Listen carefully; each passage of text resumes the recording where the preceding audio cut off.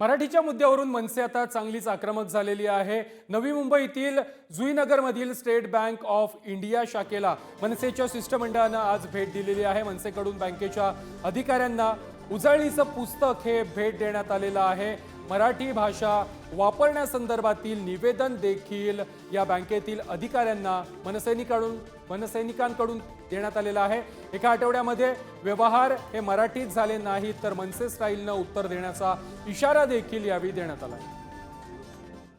त्याच पद्धतीने नवी मुंबई मनसेने सुद्धा आज जुईनगर इथल्या एसबीआय ब्रांच मध्ये आज इथले जे काही ब्रांच मॅनेजर आहेत जे प्रामुख्याने मराठी आहेत, आम्हाला त्याचा अभिमान आहे, त्यांना आज निवेदन दिलंय।